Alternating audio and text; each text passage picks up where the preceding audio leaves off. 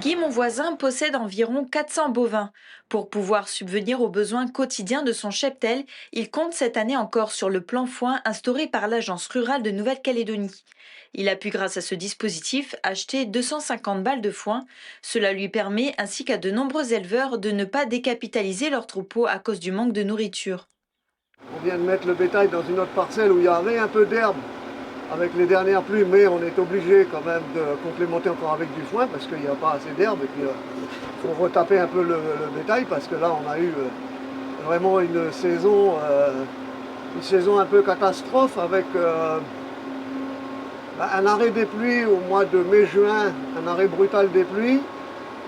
Un hiver qu'on n'avait pas l'habitude de connaître en Calédonie, avec des températures qui descendaient jusqu'à 6-8 degrés le matin.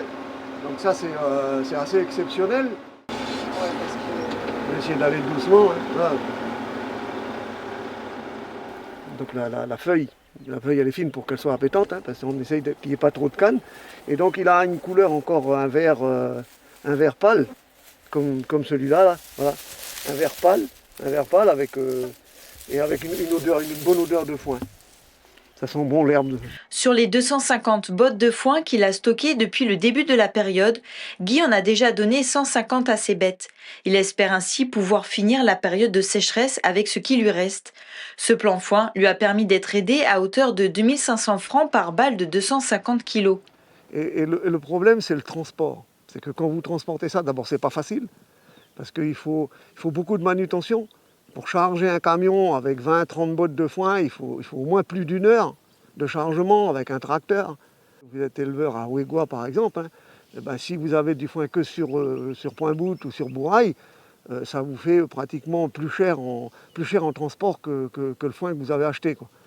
C'est pour l'instant la seule solution qu'on a trouvée, ce plan foin qui aide bien, parce qu'on avait connu des sécheresses auparavant où les gens étaient obligés de décapitaliser parce qu'on ne pouvait plus nourrir le bétail, donc on a enlevé les vaches.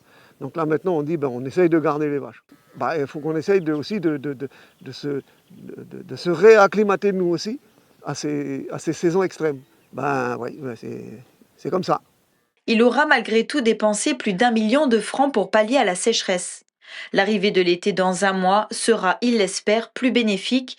Le plan foin comprend également une aide pour les producteurs à hauteur de 30 000 francs par hectare si le foin est produit par le bénéficiaire ou la prise en charge de 15 balles de foin si elles sont faites par un prestataire. Pour rappel, au pays, la filière bovine représente 80% des terres agricoles et représente moins de la moitié de la consommation locale, soit une consommation de 23 kilos par habitant.